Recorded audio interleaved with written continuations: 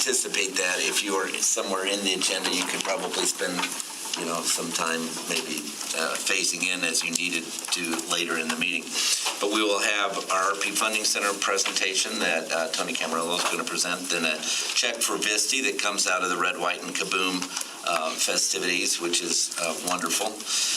Then the Beautification Awards, and we're going to have a proclamation on the Star Spangled Banner Day, and we're going to act, this is going to be different than normal, but we're actually going to have a man who has sung this, the Ragged Old Flag song from around our city from time to time. Keith Marr is actually going to sing in a commemoration of that and the flag. And it's a thought, if you don't know that song, it is a thoughtful song, and that'll be a little different as we go along, trying to weave in some entertainment, just teasing. And then we will, of course, do the minutes, and then we have the request to appear from the general public, and we have 4 of those. Carrie Falwell is going to make the representation for the Lakeland Arts funding request. Dr. Sally Brisbane Stone is going to do the well. Doris Moore Bailey wants to talk to us about the African American Chamber of Commerce, and then Richard Garrity has a flight pathway comments that he wants to make, that he's made arrangements in advance to do. We have lots of clearing and cleaning.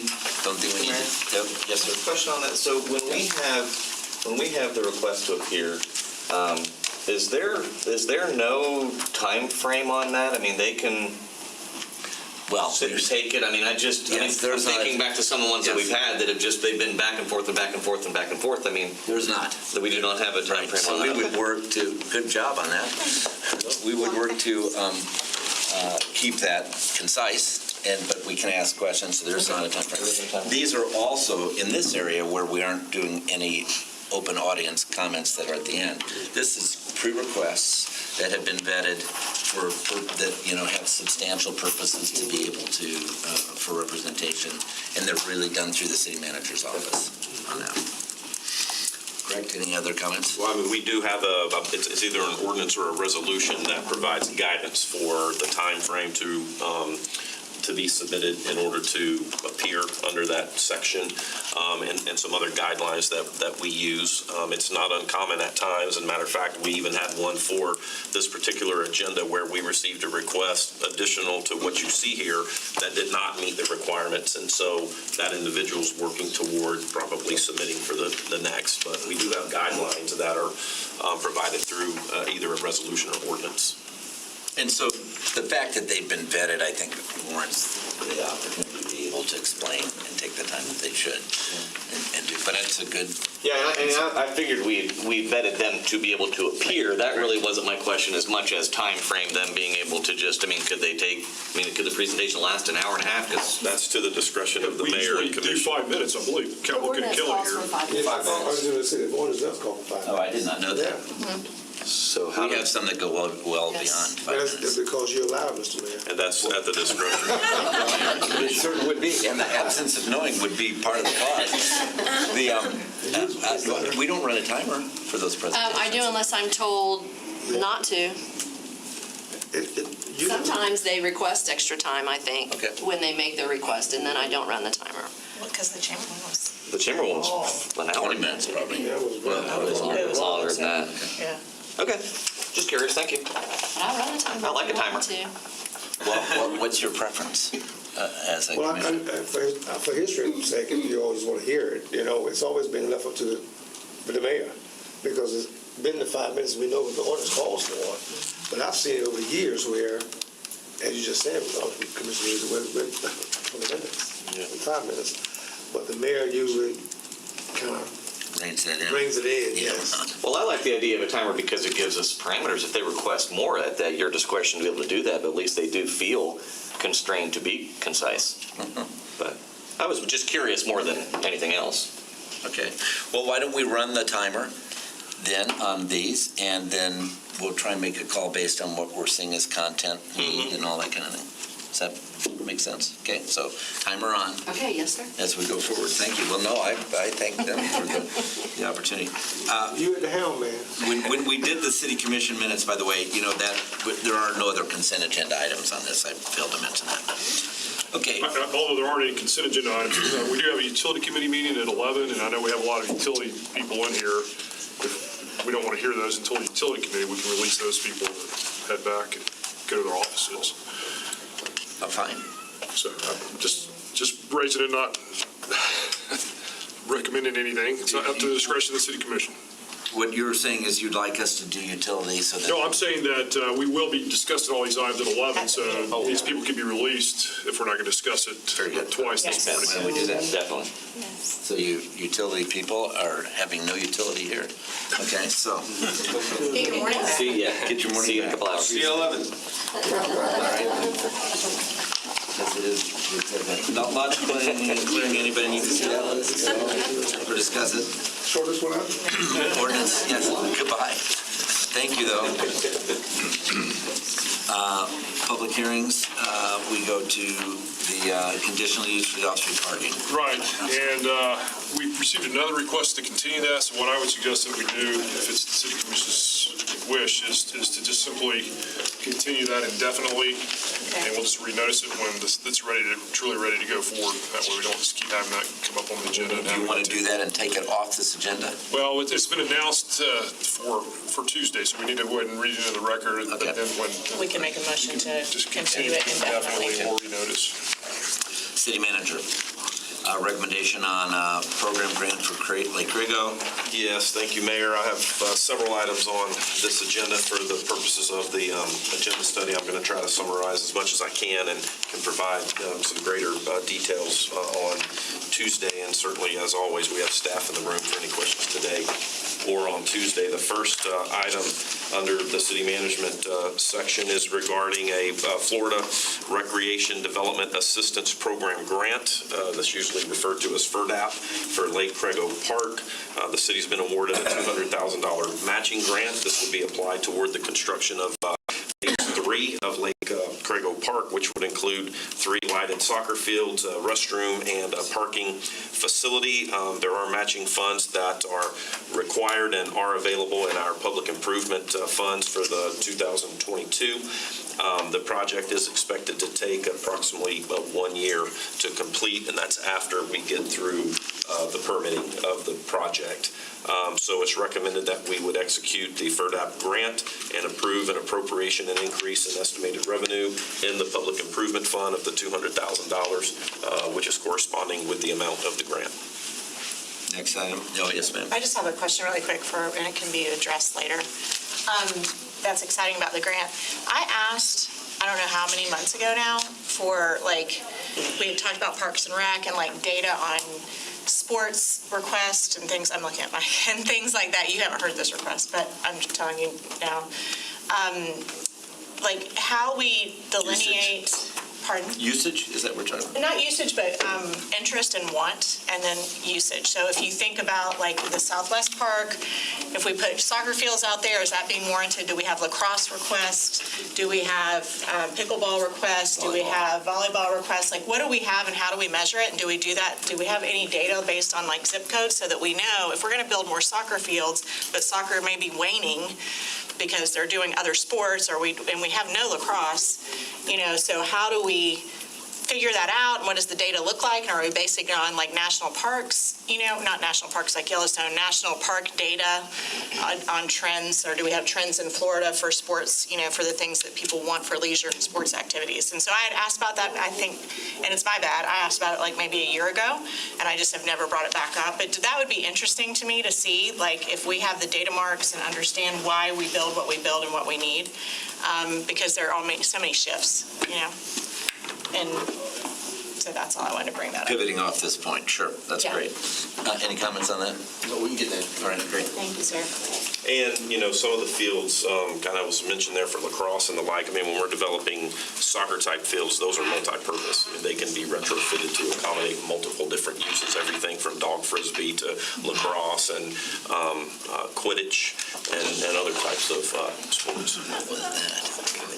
I think we just probably need to note that publicly, because I think when we say soccer, we feel like there's a void for other things. So That's a good point. it's No, absolutely. multi-purpose It's a is good much point, better. and we probably should call them multi-purpose or Yeah. multi-use fields Yeah. instead of just kind of the historic soccer fields, because they are used for all those other purposes. Quidditch, as I have come to know, is from, I think, the Harry Potter movies. I'm not a Harry Potter fan, but when I worked over in Auburndale, they had like a national tournament, and you would be amazed the number of college Quidditch teams that there are. So that's Always learning something, add an agenda study. The inland harvester. okay. This next item is regarding the purchase of an inland harvester transport barge, and just to provide some clarity there, the inland portion of that is actually the name brand of the barge. This would be for lake maintenance operations. It will increase our efficiency of the aquatic harvesters that we have, and it will allow the debris to shuttle back and forth to the shore conveyor and allow the harvester to continue operations and be much more efficient. The purchase of this would be executed via a sole source standardized brand justification. This would require an appropriation for the Fleet Management Vehicle Replacement Fund, as many of our large pieces of equipment like this do. The cost for the purchase of the equipment would be $254,365, and then there would be an annual vehicle rent, fuel, and maintenance cost to Fleet Management of $55,000. The funds are available in the Stormwater Fund, but again, would then be transferred to Fleet Management Vehicle Replacement Fund, which would then maintain the equipment. So it's recommended that the city would authorize the purchase and the appropriation and increase into the revenue Fleet Management Vehicle Replacement Fund as described and for the amounts presented. Questions on this at all? Yes, Thank you, Chan. Mayor. Thank you, Sean. How does the harvester unload debris now? Does it have to bring it back? Right. Yes, essentially this just increases our efficiencies. The harvester now, it fills up, the boat fills up, and then it has to go all the way back to the other side of the lake, which is, the harvester's not very fast, it's paddle wheel. Yeah. So it takes a lot of time, so the barge can do all the running back and forth. Okay. We have a conveyor system on shore, so that the harvester dumps directly into the conveyor system, it dumps into the back of the truck, and the truck drives off. Okay. So this will increase efficiency. I actually had the opportunity to operate this piece of equipment, and I was able to connect right to the harvester and unload it, then take it to the other side and dump it. So it's a really easy piece of equipment to operate. But, Speeds up the process. Speeds up the Yeah. process. Well, and continues to harvest the whole time it's gone, too. It allows the harvester to continue to work. You know, Okay. Yeah. Okay. So it's full by the time it comes back. That's a great tool because that's our big limitation. Yep, it is. Bill Reeder's here. He's so excited. Okay, and when would the arrival be on this, roughly? They told us it would take about a year to build it, because they built it from scratch once but the steel, the steel's a problem. They're having an issue getting steel and also getting the motor and the generator they require, so it takes some time. And is it a conveyor bed that moves? It is, Oh, yeah. that's great. It has 3 conveyors across the bottom and they roll. It's pretty neat how it works. It's exciting. I think everyone in the city sees the necessity for the harvester when they drive around our lake, so. It is an unfortunate company name to be an inland barge. Right. Needed some clarity on that. That's right. Let's see. Okay, the next item is recommendation regarding, this is multiple contracts with Hubbard Construction Company, Hanson Professional Services, and also Atkins North America, and this is for the relocation of Taxiway P at Lakeland International Airport. We've discussed this project in the past. On Tuesday, I can provide some of the details if the commission would like. We've even seen the maps of how this relocation. Our maps, always maps. will occur. The total project cost for this relocation of Taxiway P are estimated at $6,389,455. That is inclusive of construction services, engineering oversight, and other miscellaneous expenses, including $37,600 for wetland mitigation and administrative costs associated with the project. The city did advertise for construction services through a bid process and received 3 bids. The engineer of record for the city, Atkins, along with our airport staff, completed a review of the bids and determined Hubbard Construction to be the lowest and most responsive bidder at $5,806,479.99. May just refer to that as $480.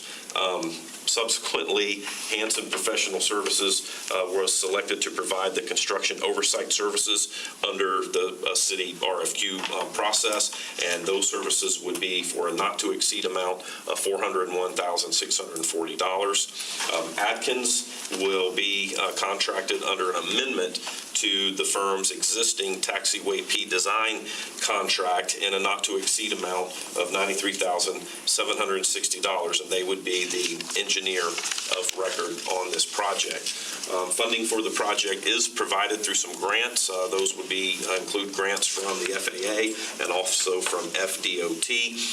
Both of those grants were approved previously by the City Commission in August.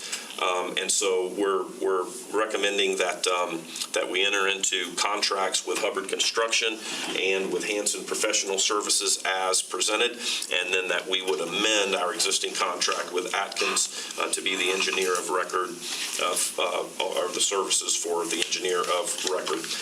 This would require an expense appropriation, and the total project cost is $6,389,455, less the previously appropriated $72,839 that was appropriated in April. There will be a local share portion of $597,634, and that will be funded by the airport's 2021 bond. Questions on that at all? All right, next. This is on fire suppression. Next item is regarding a construction contract with Register Construction and Engineering for the conversion of a fire suppression system out at the airport. This will be for the conversion of the existing deluge, I love that word, the deluge fire suppression system, and will become a wet pipe system in the connected hangars at 3131 Flight Line Drive. The existing system will activate all of the sprinkler heads when one sprinkler head is triggered, and the new system will limit the activation of the sprinkler heads only to those areas that are affected by the emergency, and this certainly prevents potential damage to aircraft and equipment located in adjacent hangar bays where the emergency does not exist. So it's a much better system and mitigates an awful lot of risk there. Construction services was advertised for and through a City of Lakeland bid process. There were 2 bids that were received.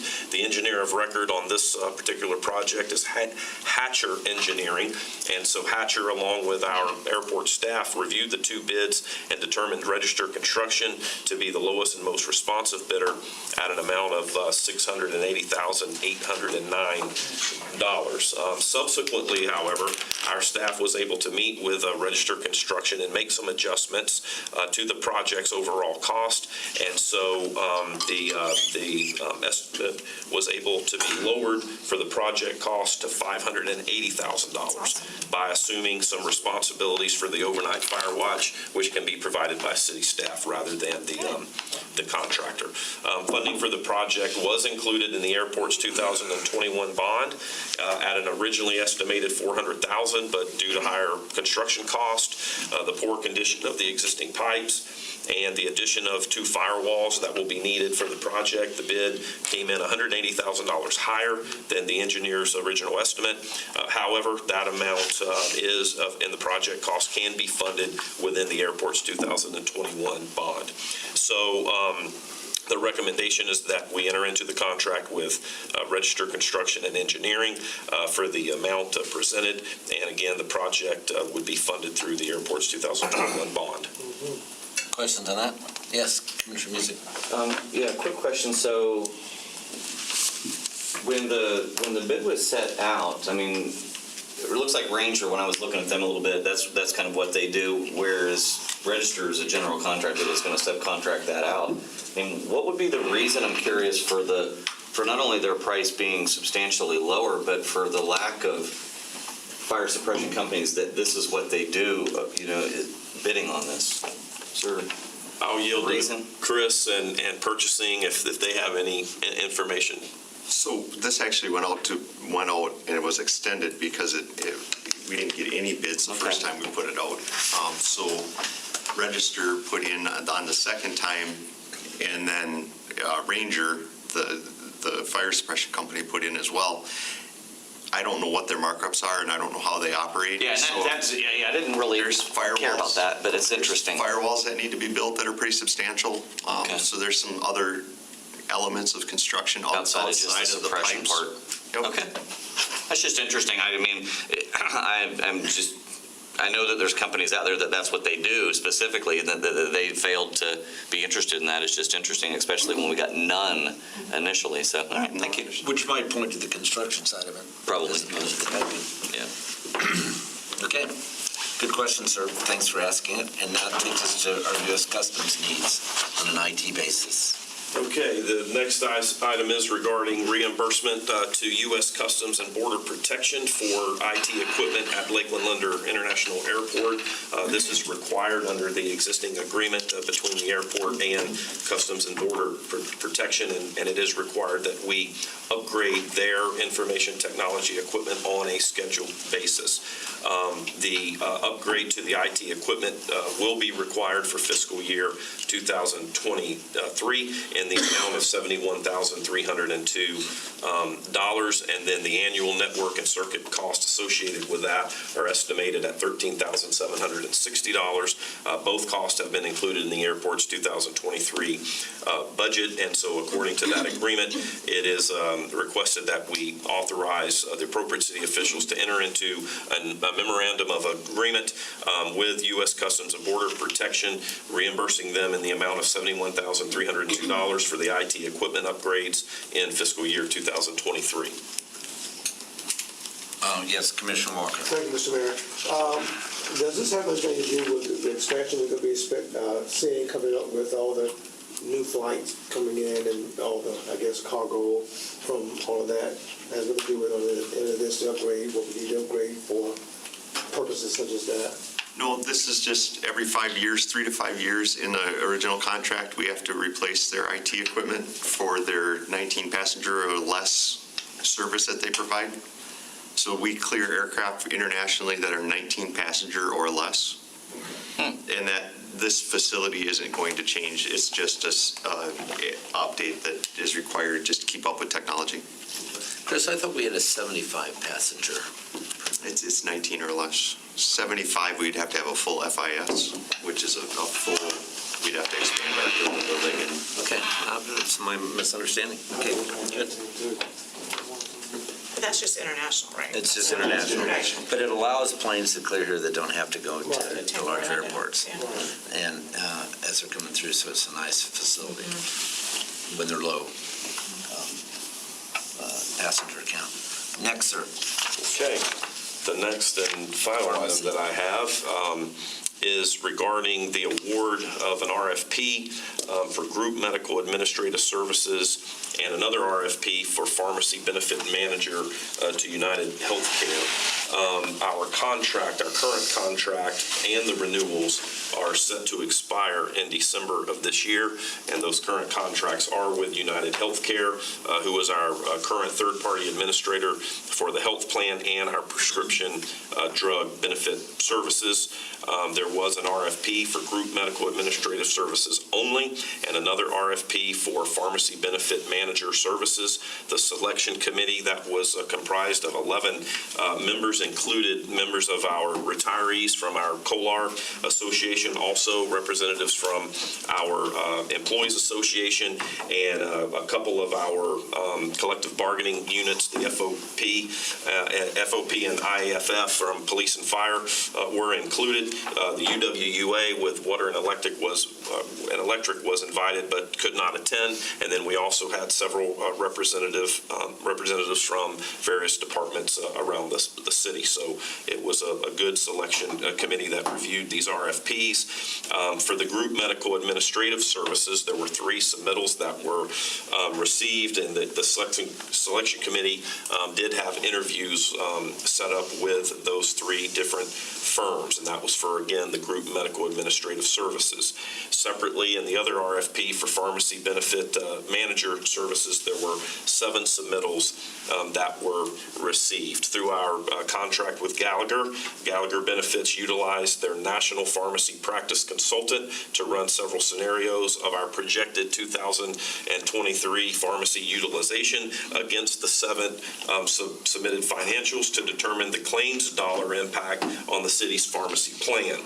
Projection scenarios identified the top 3 firms and their reduction as a percentage of current pharmacy cost. The third-party administrator proposers were requested to then include pharmacy benefit management services, as well as a proposal for those services carved out as a standalone option. Aetna, Cigna, and UHC provided this requested option. After that was done, United Healthcare, who combined with Optum Pharmacy Benefits Manager, provided the most competitive pricing of the 3 combined proposals with a total savings projected over the next 3-year period at $2,520,000.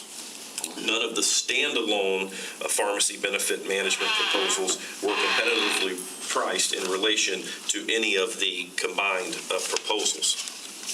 Additionally, as part of the process, United Healthcare presented a best and final offer that included a $200,000 wellness budget for the city, a $250,000 discretionary budget, and they improved pharmacy rebate guarantees and also proposed a level 2 diabetes plan and a 5-year commitment to lower their administrative fee per employee per month. So at the conclusion of this very detailed process that included a large selection committee, it's recommended that the commission authorize the appropriate city officials to negotiate a contract with United Healthcare combined with Optimum Pharmacy Benefit Management Services for 3 years with 2 1-year renewals. And we do have Joyce, Mark, and others here to answer any questions about the process or the selection. Questions? Good results. Good savings. Yeah. Thank you. Good savings. All right, brings it back to City Attorney, first reading ordinance 1. All right, number 1 is an expansion of an existing self-storage facility off of North State Road 33. Pulling up the map. All right. So this is something that the commission has seen a number of times over the years. It's Acorn Self-Storage, which is north side of State Road 33, just east of Lake Luther Road. So the request today is to increase the allowable storage area from 17,000 square feet to 99,536 square feet. And really the main kind of bulk of that request would be to add a 2-story building, approximately 49,000 square feet, where there's existing outdoor storage within the facility itself. Kind of in addition to that, A second floor to the first floor building. actually it's a brand new building. There's outdoor storage. In fact, I'll jump over to the exhibit here. Right now within this area is primarily like our RV and boat storage. And so the intent would be is to put the new 2-story building in that footprint. And so it would all be within the kind of the envelope of the complex. The big issues that we have at this point, of course, is that the current design doesn't quite comply with the form-based code requirements, the building design requirements that were already adopted in the PUD. So this change requires that they bring that into compliance, and the new building would also be in compliance with the new building standards as well. Really, the intent is to create something, of course, that's aesthetically pleasing going into the Lake Luther neighborhood.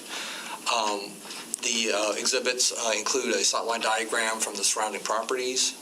Of course, these are the conditions here.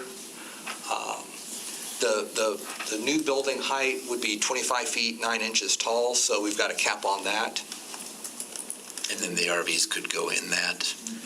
I think it sounds like that they're kind of stepping more away from that. I think the bigger issue that we heard during the discussions with the applicant was the U-Haul retail sales that are part of the mix. But the belief is that the RV sales can still occur within the envelope of the complex, just on the perimeter next to the storage buildings themselves. RV storage. Exactly. Yeah, right, okay. Good. So the applicant held a neighborhood meeting back in July. There were no concerns raised at that time.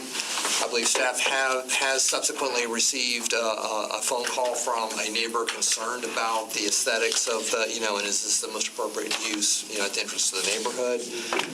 But pretty much everybody else that participated in the July public or the neighborhood meeting felt that it was a quiet use that didn't have any negative impacts on the neighborhood. The refacing that is being done on the existing buildings, what does that require? I think it's just really more in terms of trying to address that flat run of building face and try to provide some architectural enhancements, maybe different building materials to try to break that up a little bit.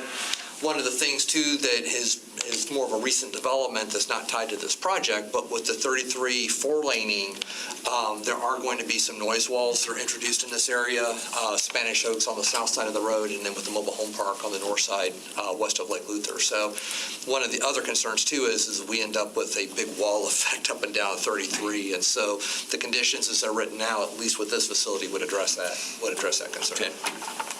Commissioner McConnell. I'm so glad you brought that up, because I was thinking about the four-laning and how if it would impede or, hinder any easements or anything like that in that area. It's really, we knew that the 33 widening has been out there for a long time, and so this site design will accommodate that.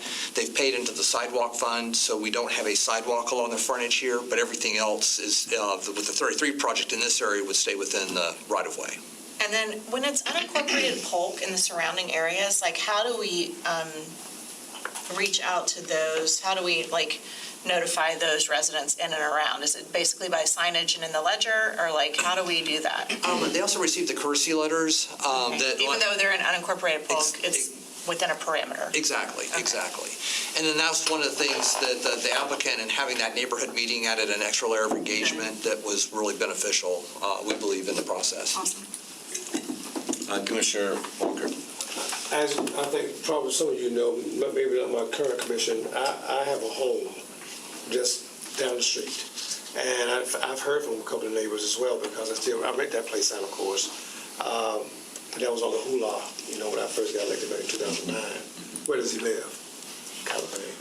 But anyway, because I'm in out of that particular community quite a bit, because of the rental property I do have, as that home is still there on Lake Luther. I'm making sure when you mentioned about the new structure coming into place, will it continue, I guess a contiguous, abut still that property that's in the north part, those homes right there, it still will be abutting that, right? Am I saying it right? Yes, sir. It'll be still within that same complex, so it will still abut those homes on the north side of the site in the county, in the neighborhood. Right. And that was where having the sightline analysis is really good, because there's mature trees back there. They are, yes. And I think there were some things that we've alerted the applicant to, that some buffering that probably needs to be beefed up a little bit at the ground level. Yes. And they were agreeable to doing that. Okay. But really, there's a lot of tree cover in that neighborhood, and so this new building, because it doesn't extend beyond this one-story self-storage building, really you're just going to be looking at additional building area above that, just for the length of, or the height that extends above that first story. So it's fairly minimal in terms of height increase, but that's where also we want to make sure that the design of the building itself, is attractive and not, a big metal building. And what about noise, Chuck? We really didn't hear any complaints or concerns from a noise standpoint. I think the folks that at least participated in the neighborhood meeting seemed to think that this was a really benign use that was quiet. It's a quiet place, yeah. And so, like most self-storage facilities, the inbound, outbound is not terribly frequent. and that the design itself really kind of encapsulates the noise and the activity. Thank you. Okay. Next item. All right, the next item is a modification of the conditional use for Lakeland Regional Health's property at the northwest corner of Kathleen and I-4. So this is a little bit of a unique site in that the current zoning, we've got kind of three different layers of kind of entitlements and regulation on the site. The underlying zoning is C2, which is our general highway commercial category. This is in an area of special public interest kind of overlay because of its proximity to the interchange, and there's a set of restrictions and regulations tied to that. And then there's a conditional use, which is kind of another set of regulations and requirements because of the scale of retail that could have been put on this site. This goes back to Walmart. Back about 2007, 2008, they were proposing over 200,000 square foot building, and so there was concern about that. The code didn't really address that type of use at that time in a C2 category, and so the code was changed, the conditional use was adopted, and so that's been in existence since 2009. On this overall site, you see the little notch out up here, which is the 7-Eleven that was built about 3 or 4 years ago. That's within the boundaries of this as well, and a little over 3,000 square feet. And so the conditions as they're written recognizes that the convenience store is in place, and then it's about trading out the retail entitlements or allowances for the medical office use. And so just kind of jumping in terms of looking at the site details, this is how it looked probably a month or so ago. There's definitely been a lot more lot clearing. It's starting to go vertical now, and so there are some changes here, and we'll get some updated photos to reflect the ongoing construction out here. This is the existing conditional use. And of course, the convenience store is right up against the Mall Hill extension, which was built by 7-Eleven when that project was developed. So this plan, which anticipated a large retail anchor, is being replaced with a medical campus of up to 300,000 square feet of medical office uses, or medical office, freestanding emergency room, group home, other associated uses in addition to the convenience store. You might comment on the pipeline too. There's a massive gas transmission line easement that runs through the site as well, which in the past has been kind of a hindrance in terms of bringing that site all together. In terms of what's under construction right now, 76,000 square feet of medical office building, which is generally down towards the interchange, which is under construction today, and that's in the blue here, phase 1. The traffic analyses had anticipated that the ultimate build-out previously would be 150,000 square feet, so we were looking at construction of roughly 50% of the build-out as expected earlier this year. Of course, with growth in North Lakeland, the growth in the medical industry, and the overall I-4 corridor, the plan now is to go to 300,000 square feet and allow a whole palette of medical or medical-related uses on this overall campus, including future subparcels next to 7-Eleven and then adjacent to the CSX rail line on the west side of the site. The traffic analysis that was developed by the applicant anticipates that a build-out trip generation would be substantial, about 11,340 daily trips, just under 1,000 during the AM peak and over 1,200 during the PM peak. The study addressed a set of conditions. I guess I jumped ahead of myself here. Addressed a set of conditions that were really focused at the Kathleen Mall Hill intersection and included the addition of a second northbound left turn lane and then a second receiving lane on the Mall Hill extension coming into the site. Based on information that we've received from the Traffic Operations Division, we're starting to see a safety problem at Kathleen and Mall Hill. Over the past 3 years, we've had a pedestrian fatality and 7 serious crashes at that location. And so our conditions to address traffic, of course, these haven't changed to that, is really looking at a phasing from a transportation standpoint of analysis and mitigation to be sensitive to the safety issues and to also reflect the longer-term build-out of the campus. So the development that's under construction now, we're considering to be phase 1, is 77,000 square feet in addition to the convenience store. As we get beyond that to the 150,000 square feet, what we are going to require is an operational analysis at Mall Hill and Kathleen that may end up yielding the same recommendations as what the hospital's consultant came up with, but it may also come up with something else because of the design and the safety issues of that intersection. With Kathleen being a county road, anything that is, any of the analysis that's developed and the mitigation would have to be approved by Polk County as the permitting agency for Kathleen Road. And of course, we're the permitting agency for the existing portion of Mall Hill to the east. But the intent here is to satisfy our Vision Zero goal as adopted in the comprehensive plan, looking primarily at safety first and then the operation subsequent to that.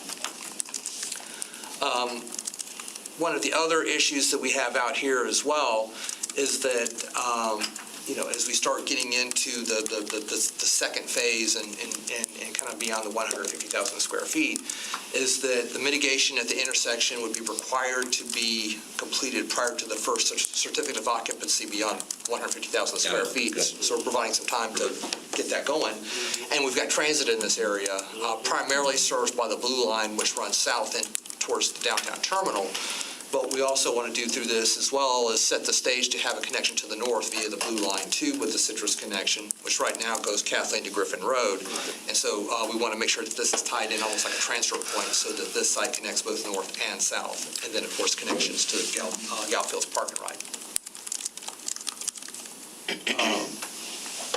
And so we've also made some additional adjustments in terms of the existing driveway connections on Kathleen Road and on the Mall Hill extension.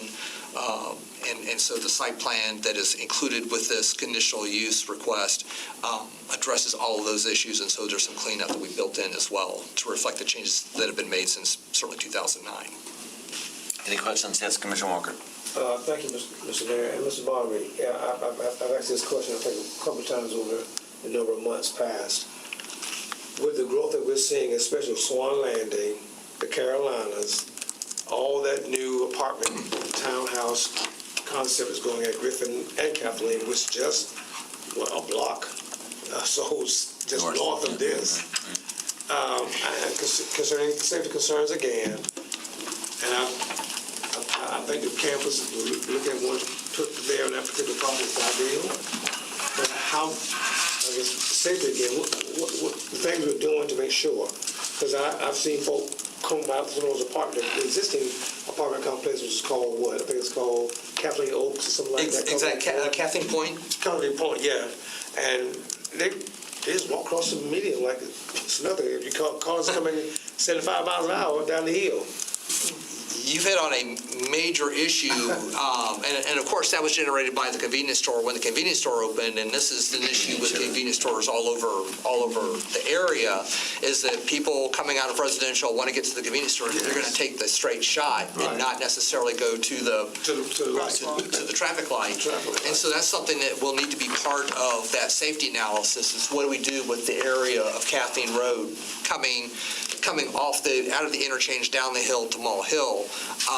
And so that's exactly something that we want to look at is look at the crossing issues, look at street lighting, because that is a fairly dimly lit area in general. And so we want to look at the intersection and try to get that brought up to the DOT standards in terms of lighting. And we need to get sidewalks on Mall Hill as well to connect the apartments back to Kathleen. And in a perfect world, we would be able to connect Swan Lake Village to Mall Hill. It's like a 50-foot gap in terms of ownership. It's owned by the Partners Association that owns Mall Hill and kind of associated with Lakeland Toyota back over towards the east. But we really at some point need to get a pedestrian connection to connect all that multifamily on Griffin Road that is close, but they don't actually connect to Mall Hill so that people can actually walk to work and, as this medical campus and the convenience uses and everything generate in this area. And sure, the thing about the medical campus is going to be there, which is going to be ideal for the services important to give to North Lakeland, but, how people going to get there, going to cross there, it's like we doing with the BSP situation now coming up, how do we get folks connected to get there? Exactly. Let's be safe about doing it. We've got to get the sidewalk system beefed up, and we've got to get transit service increased in this area. So the phase for that would be where? Would you see that, what he's talking about? That's, in terms of around that intersection, is going to be tied to the between the 150 and the 300, that phase 2. But then we definitely want to continue to work with all the property owners in this area to try to get easements or rights to be able to get those pedestrian connections to Mall Hill. So we continue to look for opportunities to be able to do that. Okay. Yeah. Commissioner Music. Outside of the, like the out parcel that's near the 7-Eleven, what is their expected time frame to have all of the main campus buildings constructed? In terms of what was analyzed in the traffic study, everything was based on a 2025 build-out year. So it probably would be a little bit longer than that. Just there are some infrastructure challenges. Wastewater capacity continues to be an issue in this area. So there may need to be some upgrades or some improvements on that front, not only for the medical campus, but anything along the Kathleen Road corridor. So that timeline may move back a little bit, but we're looking at a 2025 build-out. Most of the infrastructure in terms of what the public would see, a lot of that's going to be built with the current construction project, and so it's just kind of taking future modules and adding on to it over time. And so the one that they've got undergoing right now with their infrastructure building, that one is expected to be completed at what point? I think they're looking at within the next year. Okay. Yeah, but the elevator shafts. The elevator shafts are up. Yeah, I They're saw starting to that, work on yeah. the framing. Okay. Where, Yes, Commissioner McCarley. in conjunction with our dream of Brightline, and I know that if we're looking at intermodal down by RP from the transit and DOT and all that good stuff, which is a dream also, where does this intersect, or where would there be beyond bus systems, other transit that comes in there? Because you said that rail line was, where's the rail line for CSX? The CSX rail line Yeah. to Jacksonville is over on the west side, and there's of course the overpass over the interstate right at Kathleen Road, which is being rebuilt now. This actually was one of our candidate high-speed rail sites. Yeah, that's what I was thinking. That goes back to when it was owned by the Pedoni Group back 2002, 2003, but because this is the high point on the hill, it was going to cost a lot more money to put something here. So hopefully this makes the 98 area look more attractive, Lakeland Square over to Wedgwood-ish for Brightline, and then at that point, then it's just getting more circulator type service to get over to the Brightline from there. I like for the public to hear how you think about that, how your department thinks about that, and you're looking at the whole game board and not just this in individual pieces.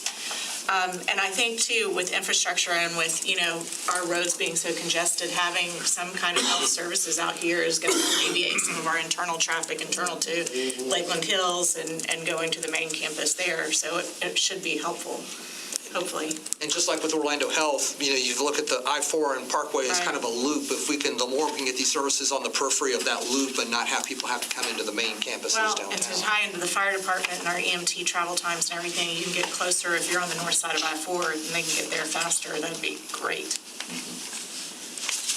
Any other questions? Commissioner Mann? Thank you, Mayor. Thank you, Chuck. You mentioned wastewater capacity augments potentially by 2025. Is that what you said? That's all being studied by the water utilities. That may impact the ultimate build-out. I think a lot of it really depends on other development that will be coming in this area in the meantime. And so that's going to be part of, we've got a water capacity review committee that looks at the individual applications, and then the water department is looking specifically at the north side kind of pump station, wastewater transmission issue.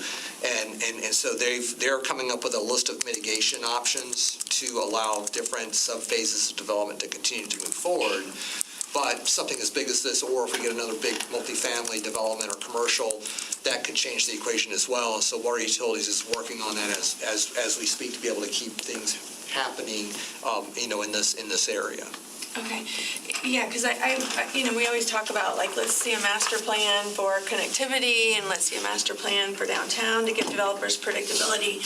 And I think that that's something I've kind of overlooked. You sort of just assume that you're going to have water capacity.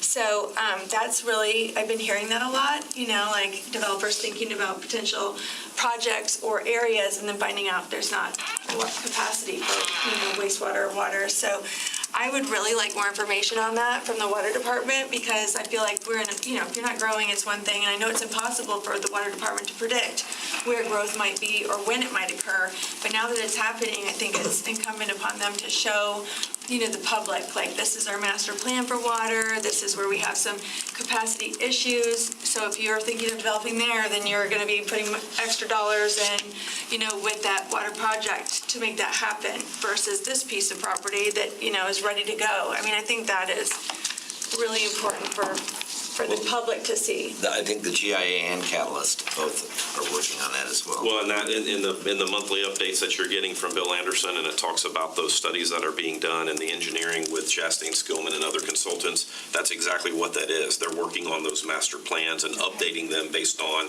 our current capacity, some of the restrictions and improvements that are being made through the transmission systems and the like. So that's exactly what that is. Okay, and that'll all be publicly available and accessible. Right, So people can check that out before they go purchase a big piece of And property. a Iowa water usage business wouldn't necessarily be best located there. It might be located somewhere else. And so even to some of the comments that Chuck just made, that's why we continue to work with some of our stakeholders and partners to say that as soon as these developments can come in and meet with the water utility, the better, because there's opportunities to phase things that would allow for them to continue to move forward. There's opportunities where we can redirect some of the current system in the way that it's configured to accommodate that. So as soon as they can come in, they need to, the better, because we have capacity, but there are some costs associated with some of those mitigations that we can come up with, but oftentimes it's acceptable costs because it will allow the projects to move forward. Good question. Anything else on that one? I don't have anything else. All right, next. All right, the next item is an ordinance that provides some minor tweaks to the investment policy for the Public Improvement Endowment Fund that Mike's going to talk about. Sure. Good morning. Good morning. The Public Improvement Endowment Fund operates, obviously, with a board of 5 folks under the auspices of an investment policy. We are requesting two minor changes to the policy. The first one is simply a change to an index that for fixed income. We're going from the Bloomberg Barclays aggregate to the Barclays 1 to 5 year government credit. It's a slight difference. One uses agencies and the other doesn't. So minor in an index change. The other is a request to have addendums based on our different asset managers. And the best example I can think of is if we've got a short-term fixed income manager, there's going to be parameters in there as to what types of bonds, the ratings involved, what types of bonds they would purchase, right? But if we've got an addendum for a large core or large growth fund, those folks aren't going to have any reference to bond purchases in there. Those are going to be definitions of how you can invest in equities, right? And so this is very common to have as sub-addendums below your investment policy. That's all it is, just saying the board can then make those changes rather than having we would always have to bring investment plan policy changes to you. We would never do that. This is just the finite below that for each of the types of managers that we have. So that's our request to change. Commissioner Music. How often would we have a request to change plans historically? Not very often at all. This is part of the establishment of what we're doing. We've just now gotten to the point where we've transitioned most all, I think the last bit's getting wired out this week of the monies we had set aside in the index funds, and we were choosing managers based on the different asset classes, and we were slowly migrating those in. Obviously, you don't take them and just dump them all in at one time, right? So you ladder those in.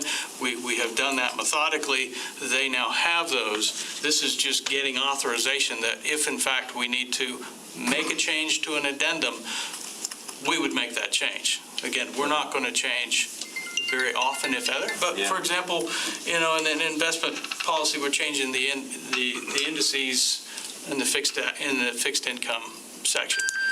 That's just a minor change, minor difference that we're seeing because we don't necessarily want to follow the agency funds that the aggregate does, right? So how many managers do we have assetting right now? 10, 9? Thank you. That may be high, but I think in all the interviews we did, it seemed like it was maybe a little less than that, maybe closer to 8, but yeah. So that would be 8 different asset classes that they would manage their Well, portfolio. you have an asset class, but you may have different managers within that asset Inside class. that.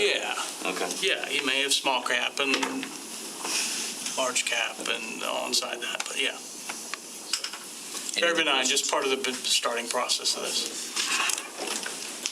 All right, so then the last item is? Last item is an ordinance approving Lamtad's annexation of 2 different properties into their boundaries. One's part of that Parkway Corporate Center where we've seen a number of annexations lately, and the other one's north of 33. See Chuck's got the map up. And these are all tied to existing development proposals. The one in Parkway Corporate Center would bring in Canco's headquarters in addition to an office by a group called GoBuilt, which is also developing on the west side of South Pipkin Road. And then the other is to accommodate the expansion of GFI International's building on State Road 33. It's an existing building. I think it's a 30,000 square foot expansion that triggers an annexation request based on our green swamp policies in the Land Development Code. So both of these are have gone through the standard process, were recommended for approval by the LAMTED Board of Directors, and are coming to the City Commission for ratification. Okay, questions?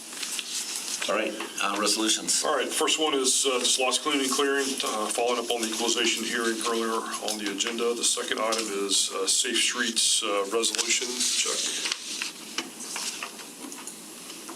Right. So the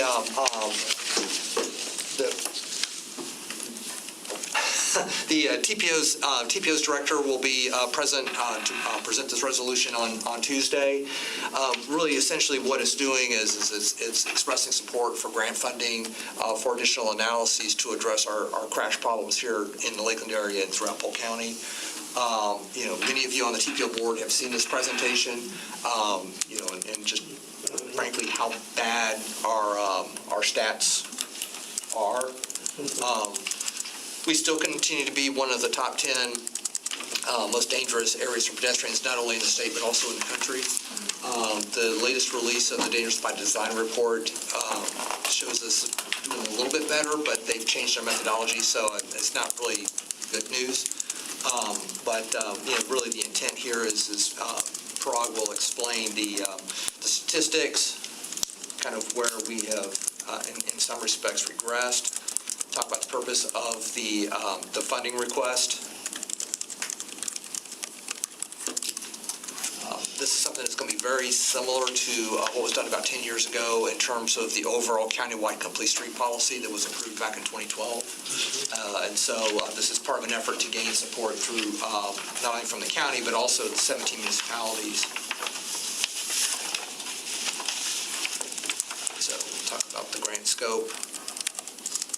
There will be a little bit of an announcement about the Gulf Coast Complete Safe Street Summit at our Funding Center in November.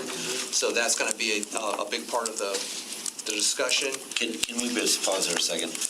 Go back. This is something that we really want to think about getting the public to be aware of as well, because there's a lot of effort put into this, and it's going to be very low on marketing side. So we're not going to do a great job of getting people to come out, but this is, so to the extent that any of us can broaden that, we should. Because of the time spent here, this is going to create awareness for little things that people need to be doing that they aren't considering. Right. And so it's the kind of thing that you go yawn on, and this is not a yawn. And just to add to that, this is also really important for policymakers. So if you have time that day as a city commissioner and you have other peers that are on school district or in other cities, please encourage them to come to this because it really impacts how we set policy at the city of Lakeland and abroad and beyond. But in addition to what the mayor just said, it is important for the public as well, because you're gonna, just something as simple as the little kid with the backpack. Like, there are gonna be hands-on activities so you can see what it feels like if you were smaller and with a backpack on, and how you have to traverse and get on your bus. And so there'll be these different activities of where you can see what happens. And our fatalities are so horrific. And we hate to talk about that, but it is the absolute truth. And part of it is policymaking, and part of it is personal responsibility and learning how to traverse. And so just what Commissioner Walker said about the area around the hospital that we were just talking about, up on Kathleen Road, of people just not using crosswalks, and not, as we continue to be populated and have more and more people come here, we have to educate our community on how to utilize what is in place for something that's safe. It's not something to make it a hindrance to them, to make it so that they have to take longer to get somewhere when they're walking. It's really about their personal safety. And there'll be a lot of different activities that are going on in the afternoon. I think, Chuck, in the morning. 9 to 1, I think this is. Yeah. When is the activity part? 9 to 1, and that's kind of almost a fair type atmosphere outside where you can actually see a roundabout in action. They'll have a demolition derby set up so you can see the impact of vehicle crashes.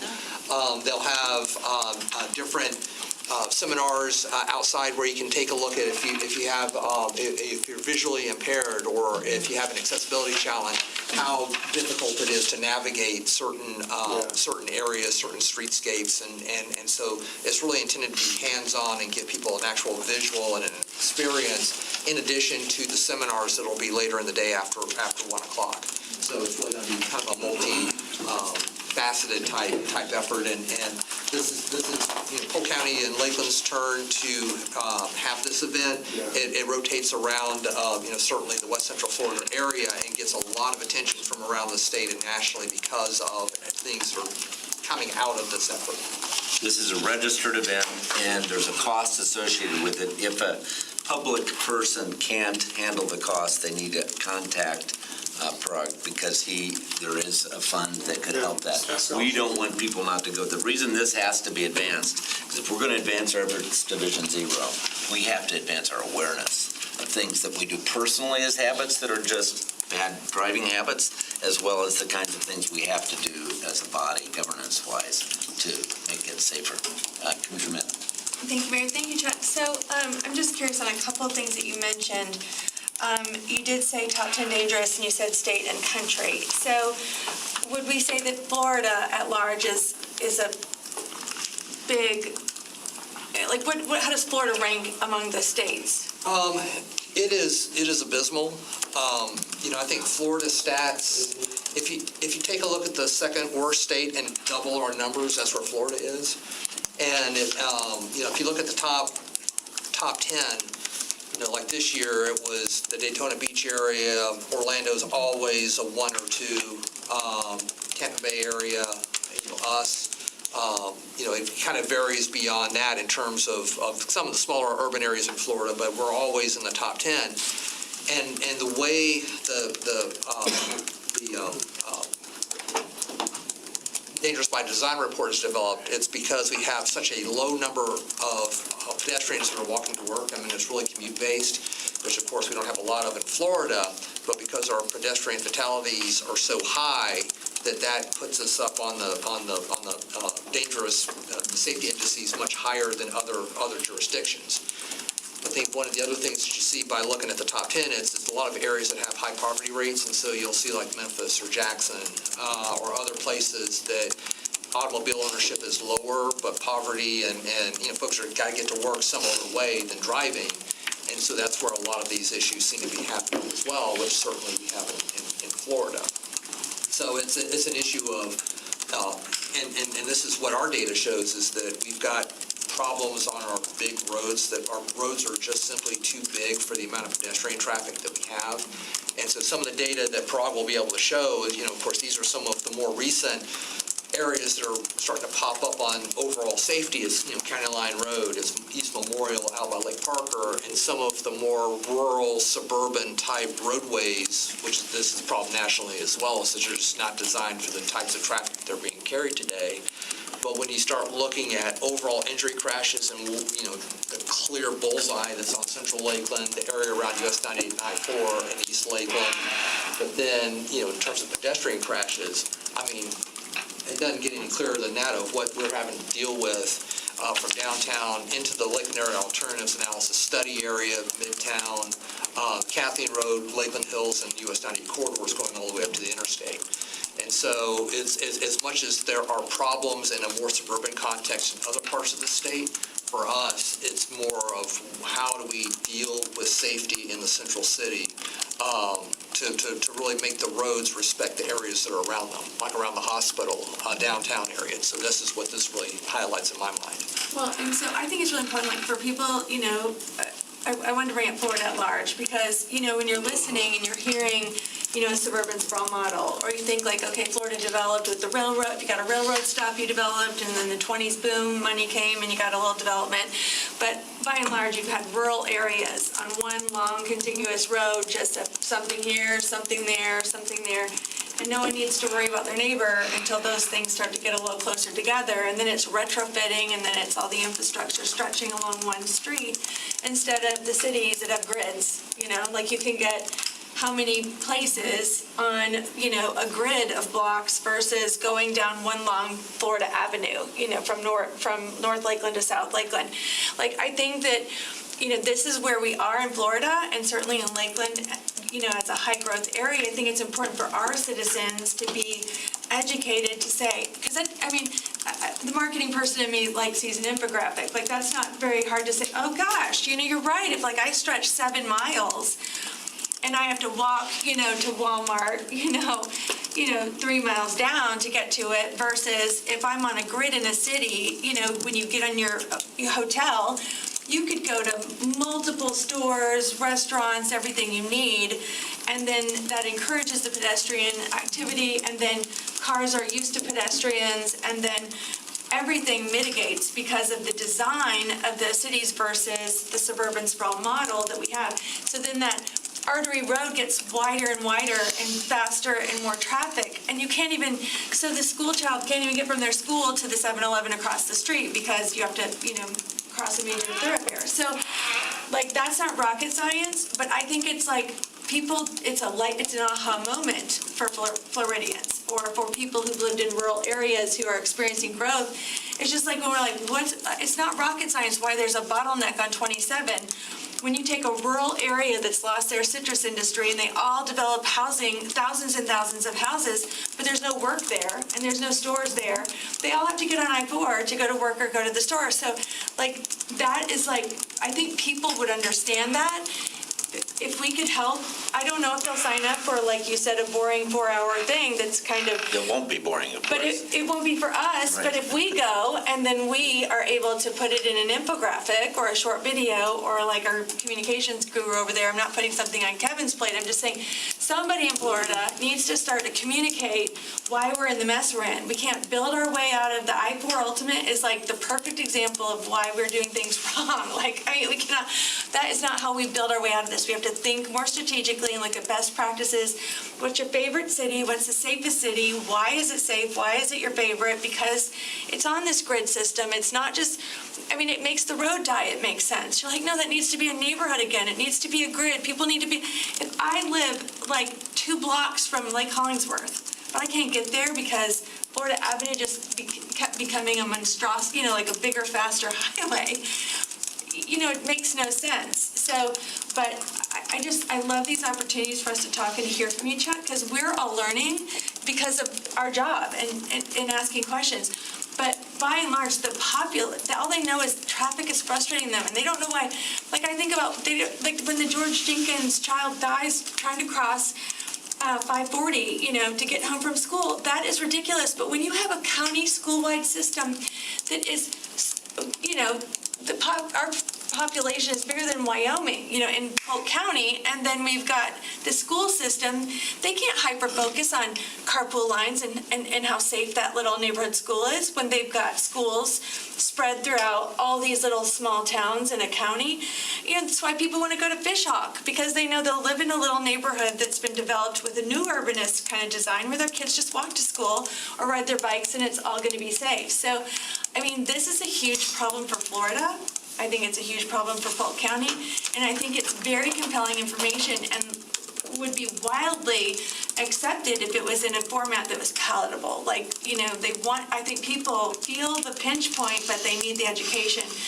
And then they'll work with, what I think, when we talk about transit, everyone says, well, no one takes transit. I don't know a single person who rides the bus. And so then we don't need money for it, we don't need it. Why are you putting that on the developer? No one's gonna ride a bus anyway. Then they see sidewalks that they say go to nowhere, and they're just stretched along South Florida. No one's on that sidewalk. Why do we have to spend money on sidewalks?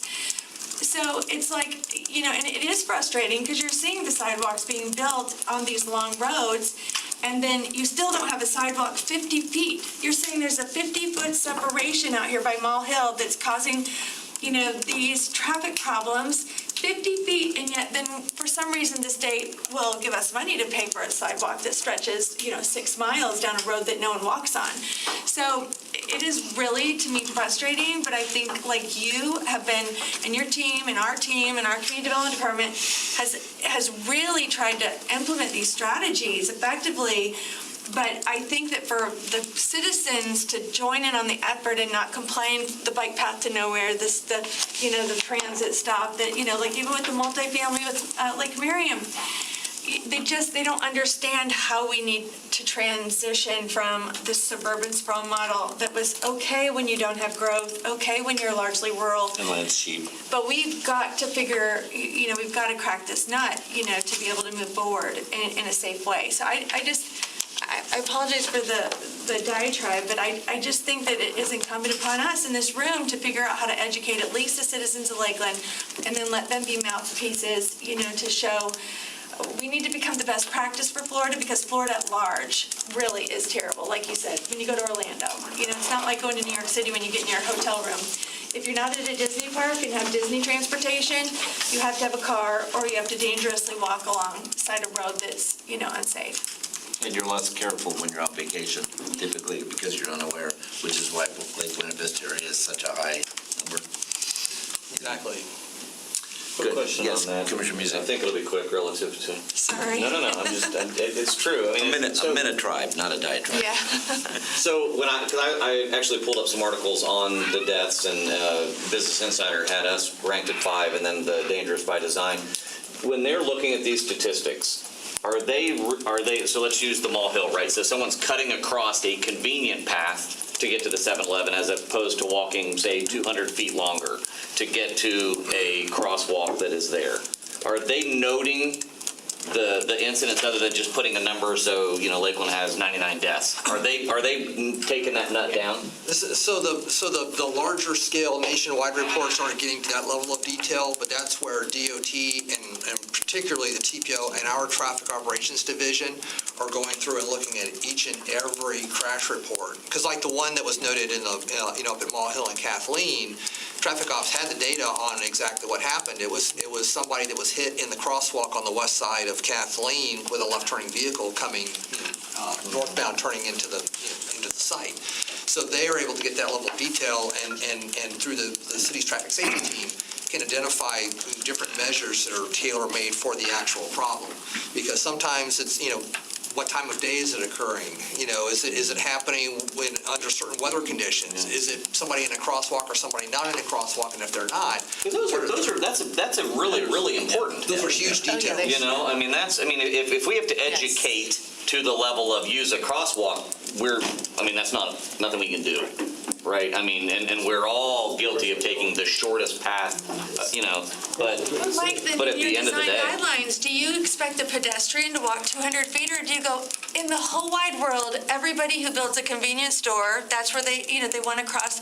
You change your design to modify to the most pedestrian-friendly use. You don't just put sidewalks and expect people to follow your bad sidewalk design. You modify your design to fit what is the best practice in what makes your most sense for pedestrians. You know what I'm saying? That's part of the reason we've developed away from pedestrians and bikes. And that's why no one uses them, because it's inconvenient and doesn't make any sense. It's also, when you're looking at this holistically, one of the reasons, when we look at we'll take Southwest Lakeland, for instance, and when we talk about development in Southwest Lakeland, and we say, okay, and I said this a couple months ago about Kathleen Road in unincorporated Polk County, where we have apron after apron after apron onto Kathleen Road, which is a major thoroughfare with 100 houses sitting right there, because that's what the developers did, and that's what was approved from the county. So you have another apron coming out on that road with no connectivity. It's all internal. It's one big circle. So when we're looking at Southwest, and as we develop, should we be developing with a centric anchor in the center of the development with a 7-Eleven or some kind of convenience store and a gas station internally and anchor institutions internally? You have to shift your whole paradigm for connectivity and build just exactly what Commissioner Madden said, even in a grid-like. If you can't do it grid-like, then how can you take these big swaths of land and make it so you're not pushing people out of there, just like Highway 27 with all of those developments that just pour out onto an already constrained thoroughfare? How do we get them more internal and to utilize, instead of getting in our cars and going, how do we let a kid at Fishhawk, walk to school safely? Because we have an urban design and it's human-centric. And I do a lot of work over in Fishhawk, and I drive over there all the time.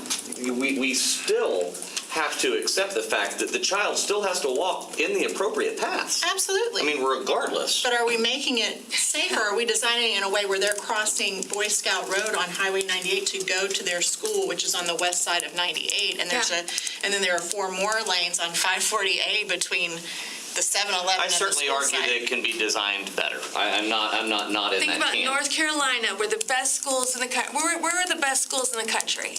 Well, they usually do it in kind of the neighborhood design, where you've got the apartments and the condos and the houses and the little center town, and then the schools are all in there. And then you'd never have to even be near the major highway or the major thoroughfare until you left that whole section or that area. The Southwest, I was so excited when that one developer had it's a new urbanist design, they had a spot for a school. Yep. And then our school system, we don't need a school, because they're not thinking about safety. They're not thinking about pedestrian or bikes. They're thinking about a giant school district and then on their numbers, and it's just numbers on a chart on how many people live in it, and then they'll just put it wherever, and it doesn't matter if it's on a busy road, or because they think, well, then we'll figure out a carpool line. It's just, and that is hundreds of thousands of kids. Having forethought. So this free form of frustration, let's tie it up with Chad. Back to the Safe Streets Summit. Is that what we were talking about? Yes. In trying to encourage people to attend, or even for us to attend, we can drop into this, right? Yes. The 4 hours, I think when people hear 4 hours of Yes. a full day. Sorry, that that's is a good point. That's hard to envision committing that time. If people have an interest, you can drop in and just come for the morning, do some of the activities, and then be on your way, so. Especially those who. Absolutely. But we have lots of work to do, and this is the point of the summit. Okay, next. All right, next is a resolution adjusting the cemetery fees for the upcoming fiscal year. Looks like they're all going up around 8 to 9%, if I'm calculating correctly. Bob, you have anything to add, or is that? Any questions, whatever, they're just the fees that we look at every year. We get our staff together in all the divisions and go over, in the cemetery fees, for instance, you'll see just increased by the CPI. There's some other fees that we looked at that, our tennis summer program is an 8-week program. We started comparing against other cities in our area, and ours is $35 for 8 weeks. Winter Haven is $80 to $100, whether you're in city, non-city. And Haines City is worked out to $132 for 6 weeks. Auburndale's $128 for 8 weeks. We're requesting to go to $50 for 8 weeks. I know we're low, but we were at 35, and we're just incrementally increasing. Bob, just for clarity, the first item is only on the cemetery fees, and some of what Bob's talking about now is the next item. So My bad. I got hit, I was excited. He's ready to go. He had his opportunity, had his moment, he took it. I saw it already, I was gone. So let's get the cemetery item, and then we'll move to the next. Okay. Anything else on cemetery? So CPI primarily. All right. Ford. So the next item is Parks and Recreation. We're halfway into, but we're... Can I go now, Bob? Yes, sir. Thank you, Bob. Okay, like I said, we just covered tennis, so of course with increasing prices of salary and tennis balls, we're asking for a small incremental increase to $50. We have an excellent tennis program. We want to keep it that way. The whole idea is to get participants, and that's what we've been very successful in doing. And Bob, let me jump in there, in working through this with Parks and Rec staff and some of the comments you're hearing Bob make. I mean, you're going to see there in the fees where a lot of it is tied to just the CPI. But then, in other areas where it's not related to CPI, we do a lot of benchmarking. So Bob talked about some of the comparisons there that we've done. Yes, sir. In recreation camp fees, you'll see a line drawn through Northwest Quadrant, $300. That's nothing but, it's kind of misleading. If you qualify, it's all tied to CDBG block grant funds. And no matter where you live at in the city of Lakeland, if you qualify, you get a $300 reduction in your camp fees. Our camp fees are $600 and $450, depending upon which travel package you take, as far as the larger attractions that we take children to. But we just decided to scratch it because, like I say, it's for the whole city, all of our summer camps versus not just the Northwest Quadrant. So that was just cleaning that up. On our next, you'll see facility rentals. It was kind of misleading what we had on that. If you rented a facility from us, it had the base fee, the labor charge, and then also a setup fee, $150. For us, that meant tables and chairs. For somebody else, they took it as, you're going to hang my streamers, you're going to hang all my bows, you're going to hang everything, you're going to decorate the hall the way I want. I just show you and give you the stuff, and you're going to do it. Well, that's not what it's for. So what we did was we looked at our larger rooms versus smaller rooms, and just to tie that into the base fee plus the CPI. So what you'll see is just now we have the base fee went up as a $100 increase plus the CPI, and now that gives you the new rental charge. It's just all tied in together, and it just cleans that up so it's not so misleading. You might comment on Lake Crago's reduction. Yeah, I'm going to tell you, thank you for that. I've been fighting that for 2 years. It was proposed. It took me 2 years to listen. I'm sorry. But to that point, and Bob can touch on it, but what we committed to was to have some experience to see, and so we are getting adequate rentals out there, but we think we can get more rentals based on, again, some of the benchmarking that we've done, and so we do think it's time to make that adjustment and maximize the usage out there through those rentals. Yes, sir. And again, thank you. Thank you. Moving right along. Let's see. I think that pretty well has covered it. The last thing, one of the last two things is, you'll notice the youth athletic agreement for space, $10 per child.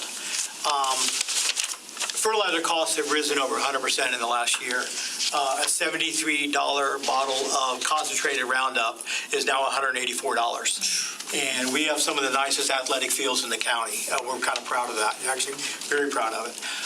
So we can't control those costs. And so we did a survey of all the other cities around our areas and see what they were doing as far as charging children to play on our athletic fields. Plant City was $30 per player per season. Polk County is $10 per player for youth sports, $15 for adult sports. Auburndale and Bartow were both at $4, but they're both going up. And they actually asked what we were going to. So a lot of this, so we're asking to do $10 per child per season. Those funds that we collect from each one of our athletic teams will go into an account for our ag and hort. And then that way we can help control the cost without asking you all for the money. The thing is, it's just something everybody else has been doing for years. When I discussed it with our city manager, he was surprised we weren't. And everybody else was surprised we weren't too when we were calling around. So like I say, it's a way for us to help control costs and keep our athletic fields nice. Good. Questions, comments? And Bob, we're now referring to those as multi-use athletic fields. He had to be here.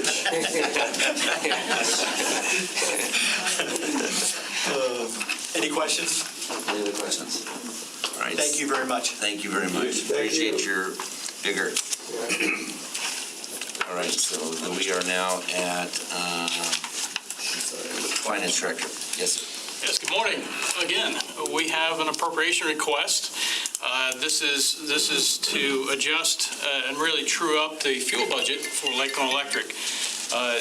Originally, we budgeted approximately $122 million in fuel costs for Lakeland Electric. And so what we are doing is we actually paid those actual fees, and as Gina and Tori have advised you on a regular basis throughout the last 11 months, costs have gone up. They've covered those. This is simply truing up the budget and getting to what we anticipate to be about $180 million cost. I think we've spent approximately $42 million of that $57 million extra this year.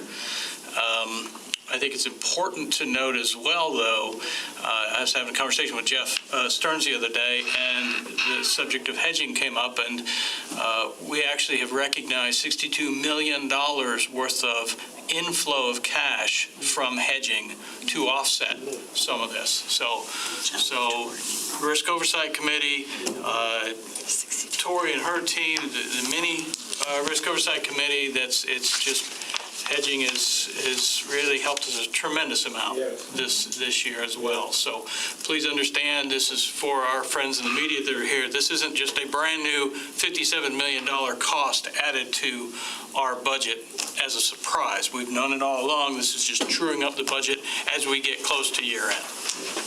It also, we all received an email this morning from a frustrated ratepayer, and everyone is watching their thermostats, everyone, allegedly, and everyone recognizes it's very, very hot outside. And all we have done is, and that starts actually yesterday, is increase the fuel cost rate. And there is no rate adjustment otherwise. And people have to recognize this is the same as gas for your car. It's just a different kind of gas. And when we are paying for it, it's gone up just like everything else. And I think it's important to us, and we should do this again in the Utility Committee meeting, to talk about the fact we have net savings as a result of turning coal off. And as we take a look at this, we are making all the progressive steps forward. This is an appropriation adjustment. I'm just pivoting off of it a little bit because it is everyone's concern when you see your costs go up at home. But it's temperatures and fuel, and so the only thing we can control is our thermostats. If I was looking at as I do throughout every day, but Bloomberg, and right now if we look back what we were paying spot rate a year ago was $3.47, right? And today, right now, it's down slightly. It's slightly less than $9. Okay. Now we're not paying that because of the hedging programs and whatever. But understand the nexus between those two amounts is tremendous, right? 3 times, 2.5 times the cost. That's much more than what we're recognizing in our diesel or gasoline that we're paying for it at the pump, right? So I think that is important, just to at our here and at Utility Committee is to let everybody know that, I mean, had we not the foresight of the hedging, I mean, what we would be paying would be considerable more. Even the discussion, I'm sorry. Well, yes, Commissioner Mance. Thank you, Mayor. And also, I know a lot of people have, thought like, oh my gosh, my bill is already higher, and they hear the discussions are happening with the fuel pass-through at our last meeting, and they think it's already happened. I'm like, listen, that didn't even happen. I mean, we tried to get you through July and August, the hottest months, before we even passed this through to y'all. So, I mean, even trying to be conscientious and saying, well, can we hold off till September to pass this fuel charge through? So I know folks are feeling it. I mean, everyone's electric bill, is high, but that wasn't even a result of the fuel pass-through the last 2 months. That was a result of the high temperatures, and so, it's not a fun conversation, but to hear again, it'd be much harder if we hadn't hedged, and you haven't even felt the pass-through yet, because it started yesterday. Commissioner Walker. And thank you for that, Commissioner, because I think maybe a couple of you were here, but we had some heated discussions about hedging years back. Oh, yes. I mean some downright, around the table kind of, and of course, as a result, you had staff who was sharing with us, why we do this, why we're not going to do it. However, when you see the same results now, what comes out of these kind of things, and none of us know what the future holds, but certainly we want to make sure we put things in place that will support the what ifs. And we got a what if now, and how much it has supported this what if situation. You only get the heated discussions when hedging doesn't help. Right. Yes, right. But when it helps, then you go, oh, yes, this was why. Weren't we so wise? Yes, that's right. Any other comments? All right. Thank you for that, sir. I'd like to just briefly, if we're done, bring up the process for filling the vacancy in the northwest seat. That's coming up. Yes. So the deadline that the City Commission established for filling that seat was, for applications, was last Friday at noon. We received how many, Kelly? Eight or 9 applications, okay, around there. Under the schedule the City Commission established, September 19th will be the date that you will select the interim commissioner that would serve until the November 23 election. That officer would actually, that person would take office the first meeting in January of 24. As mentioned, there are a number of candidates, including Commissioner Walker. I know there's been a question about how the resign to run statute works. And there's always been an old Attorney General opinion out there from 1975. I'm a little hesitant to rely on something that old, but I've subsequently found also a Second District Court of Appeal opinion that confirms the Attorney General opinion that says that under the resign to run statute, an officer that's going to run for another office has to resign, and it has to be irrevocable. But the Second DCA has concluded that what that means is that the resigning officer has no right to their former office because they did irrevocably resign, but it does not tie the hands of the appointing authority. The appointing authority can appoint that officer if they so choose. So that's where that stands. So the position is yielded because I decide to run, but it is redeemable by the appointing commission if they want so to choose and the person wants to run.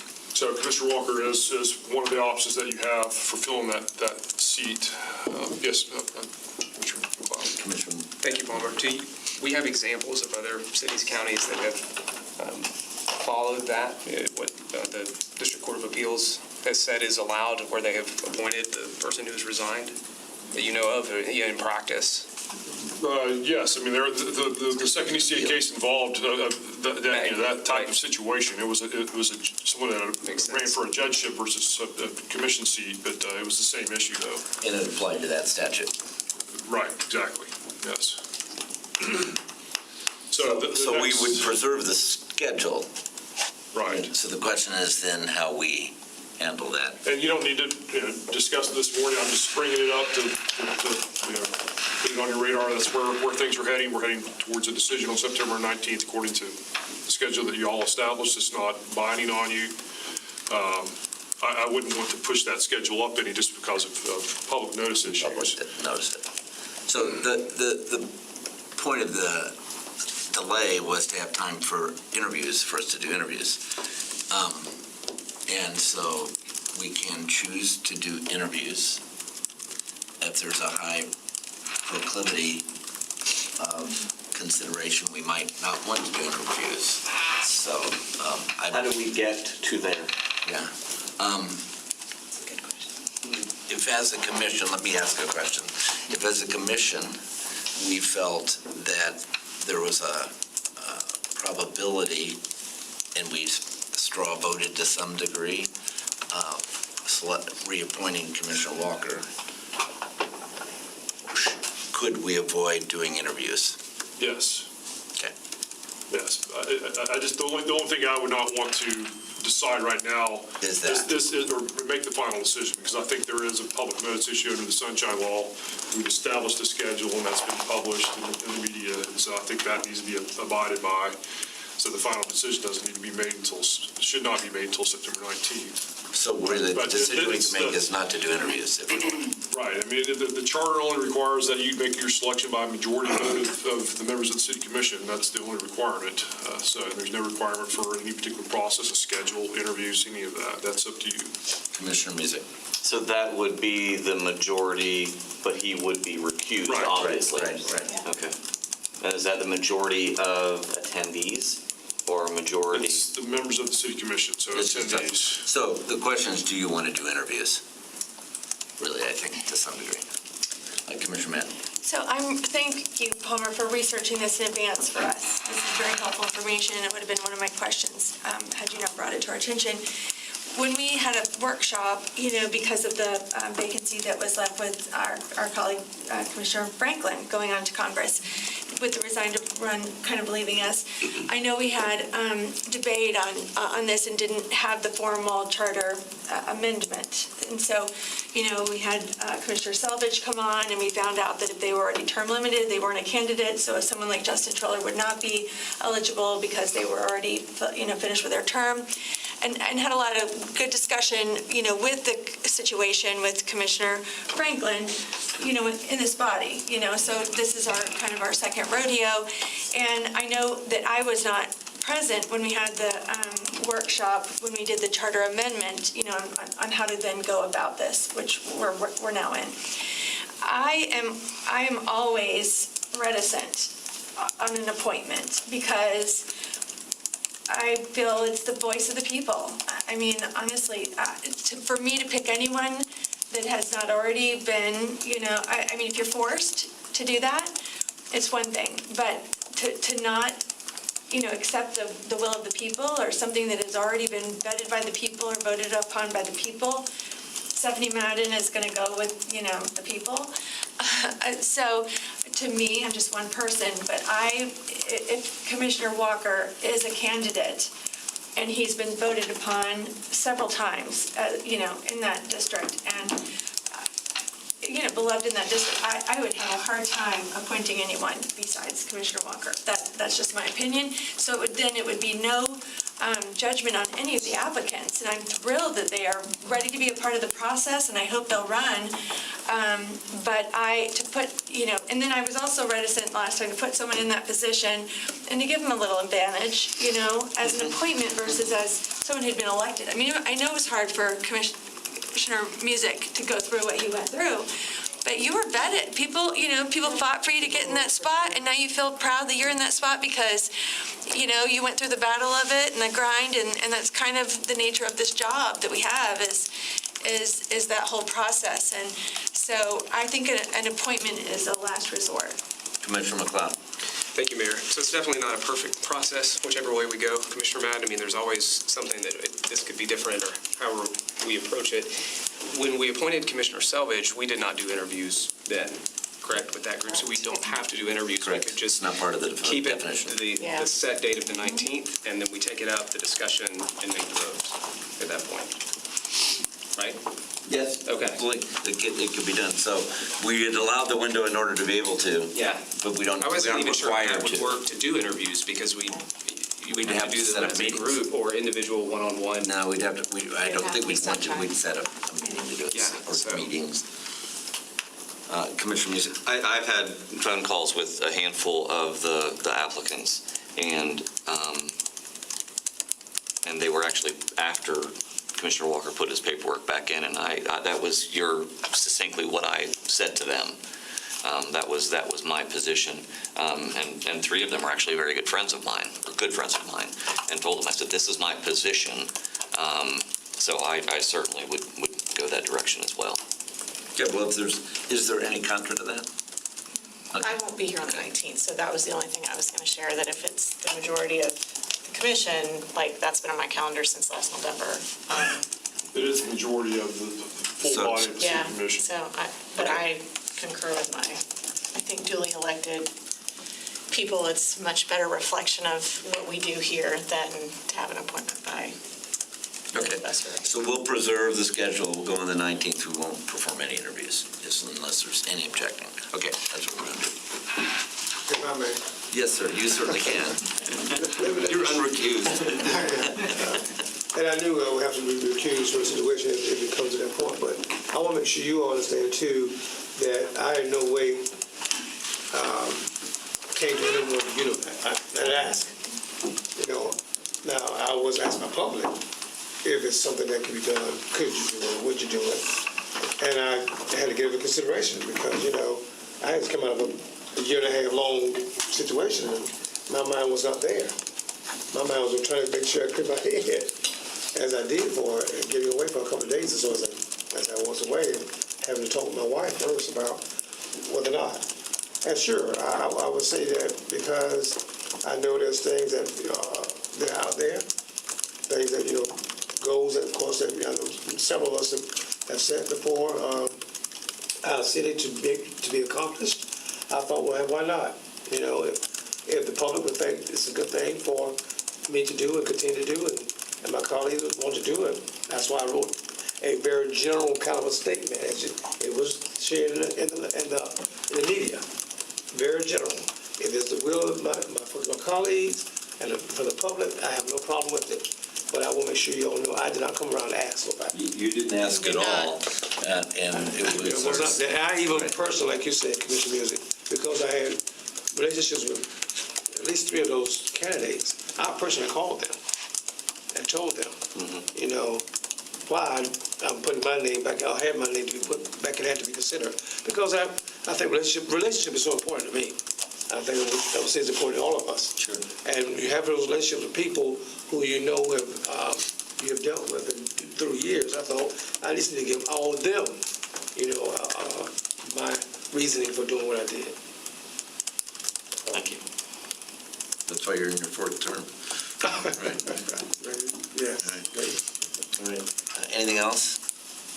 All right, so yes, I do have one. I didn't know if you were going around the table. Just as always, staff is always listening and watching. And so I got a text earlier when Commissioner McCarley asked the question about the data used in determining what type of parks facilities. And so I was reminded that when that question did come up originally, there was an email sent to the commission that includes the parks master plan. And that in that parks master plan is the description of how those determinations are made. So we're gonna flip that back to all of your boxes, and just in that parks master plan, you'll find that information, and then we're certainly happy to have more discussion about that if need be. But we'll flip it back to the top of everyone's boxes. I think I asked you about zip codes originally. Zip If there was codes. a breakdown of zip code request. Okay. We do keep that information for those that go to our recreation centers. Yeah. Okay. So if you know at Kelly Rec that we have X percentage from 33805. But I think that we have that data based on the usage of the facilities. We don't have it based on request for certain types of things. And I would want the request piece. So, okay. or where they come from, even. Where what comes from? Or the people, on the use of facilities, I don't necessarily, you don't know what zip I come from, do you? Yeah, they do for We have use. contracts. But they do for use, but they don't have for request. So if I want to start a little league team, Got it, all got my it. kids are from a Yes. certain zip code, I don't All right. know. When I go to the city, they say, can we have a field by here or use this field? We don't have that. All right. We're adjourned. We'll reconvene at 11 for the utility committee. I need to remind you after Yeah, Vice Chair, whatever, it's because a I keep process. meeting.